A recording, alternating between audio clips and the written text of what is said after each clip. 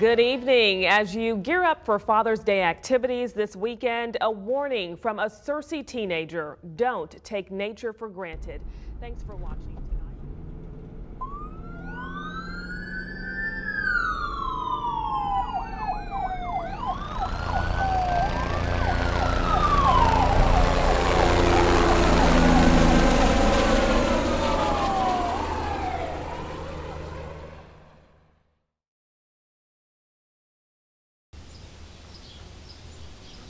It was basically a group effort. It was a place that the four of us had never been before.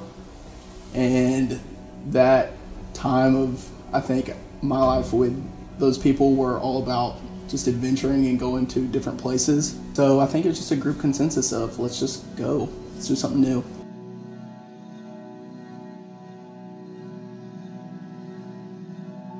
Buzz, Sage, Blake, Whitney, me. But we went in not really knowing how, we knew we wanted to go to the waterfall. We didn't really know how to get there. We went in not knowing and stuff, but we figured we would just be able to find it.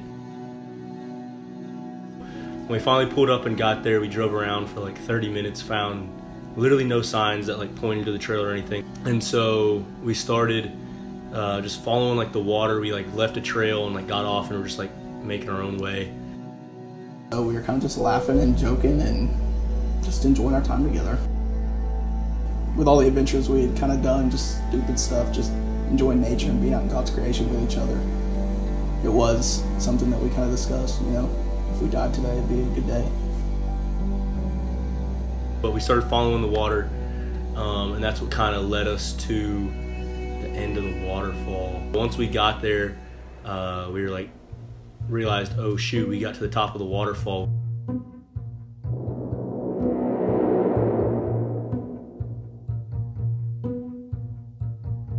When we were looking down over it and stuff like that, Sage got way down close to the edge of it, was doing his own thing, and me and Whitney were just chilling up on the edge. We were trying to get to the bottom, and not knowing it was this giant bowl, we were trying to scale down.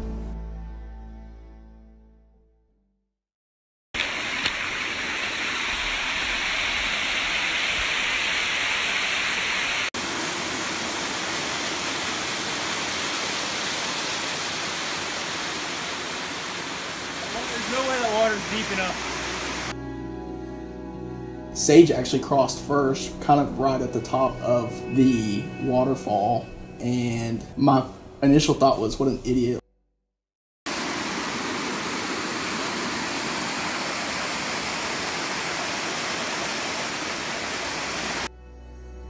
I went upstream to cross to help him find a spot maybe on the other side where we could go down, and Brady and Whitney stayed on that side.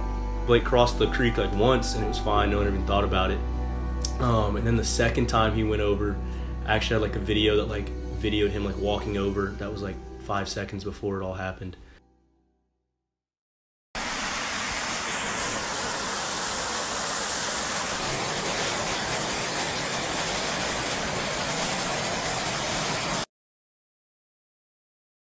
Now, it happened at Cedar Falls in Petit Jean State Park. Blake Smith and his friends lost the trail, and they don't know how they arrived at the top on Wednesday, but he nearly died trying to get a good view.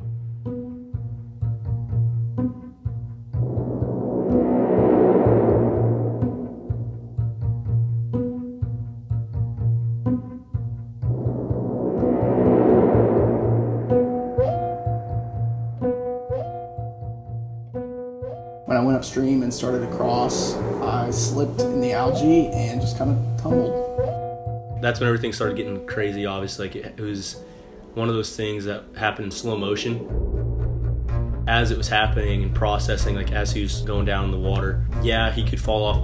In my mind, I wasn't thinking he was going to. He was going to be stop and get off to the side.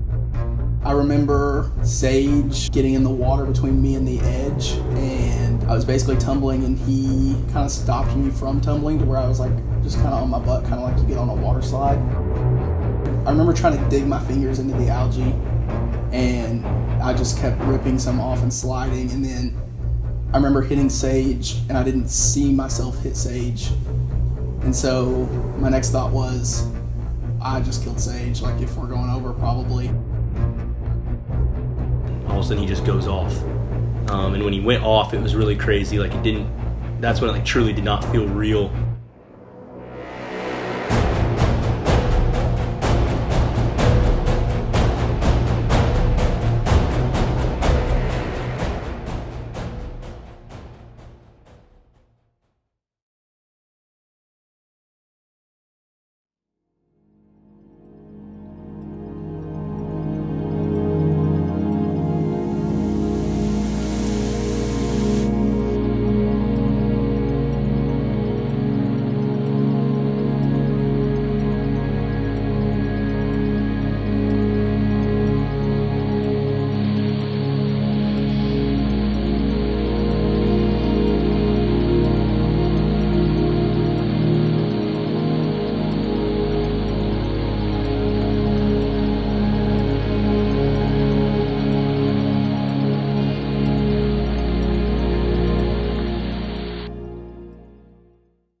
"95 feet was the drop.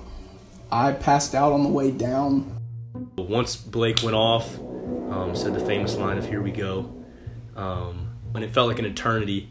And then all of a sudden you just heard him hit, and it sounded like a bomb went off or something like that. I remember Sage like looking up, almost going over with him, and then looking over the edge and screaming back at us that Blake was face down in the water, not moving.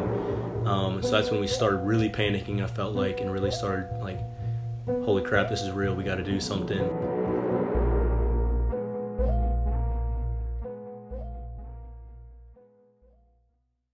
And I just slipped and tumbled for about 10 or 15 feet. When I was over the edge, I saw rocks right below me, and I was like, I gotta try my best to jump.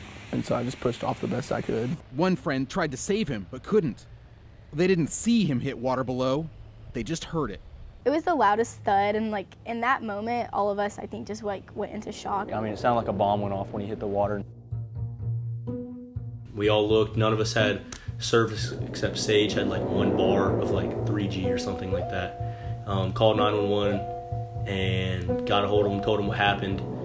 Sage was screaming at people down below to go help Blake and stuff like that, and then we just took off, still not knowing where we were, but we just knew we had to get to Blake. That was the only thing on our minds. The whole way I was praying, running, just like praying for Blake's safety, praying that we would be able to help him. One thing I prayed was that whoever found him or got to him first would have some kind of medical experience. They think I landed face first because I have a scar on my chin and my face was really bruised. I couldn't hardly open my eyes. And they think I hit bottom. People came down and put me on kind of like a stretcher board, and they actually carried me up to a side-by-side, like a four-wheeler type thing. The side-by-side took me to an ambulance, and the ambulance took me to the helicopter, and the helicopter took me to Little Rock.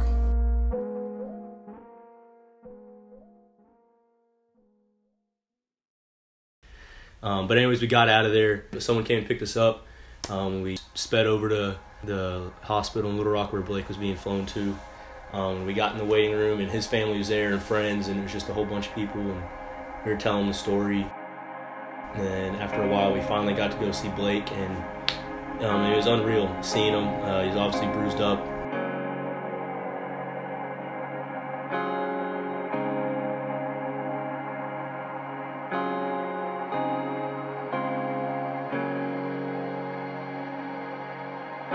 They said I had a small hole in one of my lungs, and that just with a breathing treatment and practicing breathing, it would heal on its own. They said I had a fractured eye socket, that would heal on its own, and that I had a minor concussion, and that would heal on its own. A nurse happened to be near the bottom of the falls and helped Blake until paramedics arrived. They said that I walked out of the water. I don't remember doing that, with help, I think, but I don't remember doing that at all. And then when I came to, it kind of felt like a dream, like waking up from a dream. There was a nurse and her family hiking on the bottom, and she said that I did get up and walk out of the pool, but I don't remember that at all. I came to mentally when I was on the edge and they were kind of all over me, but I couldn't even open my eyes. Like, I honestly thought it was a dream. For that to be the case was a miracle. We found out that like if he had fallen like a week before, the water had been a lot lower and he would have hit rocks, and so obviously the tragedy would happen, but it was a miracle that he survived the way he did and stuff and came out with a few injuries. The doctor said I should be dead, They apparently only 2 people in the last 50 years and like made that fall and lived. But when we saw him, Blake was Blake. I mean, he was within like 5 minutes of being in there. He was talking about how he couldn't wait to go back. He was joking, laughing with us, and that was encouraging just to see him being him. I was only in the hospital for like 18 hours after it happened. I walked out and everything was fine. We eventually went back as a group and went the right way and went to the waterfall, and that was all. It was really beautiful, but it was really emotional. We all kind of bonded through that experience. When you go through something like that, it creates kind of a bond just naturally. The fact that Sage was bold enough to get out between me and a 95-foot waterfall is a God thing. The fact that he stopped me from tumbling and I had the opportunity to push off with my hands, that was a God thing. The fact that there was a nurse hiking on the bottom and knew exactly what to do, definitely a God thing. And just the fact that I walked out of a hospital nearly perfectly fine after such an incident, definitely a God thing. God had his hand throughout the whole experience. Don't let the bad experiences scare you away from having good experiences, because there's so much life to live, and if you honor God with it and you have a good time, you'll live life to the fullest.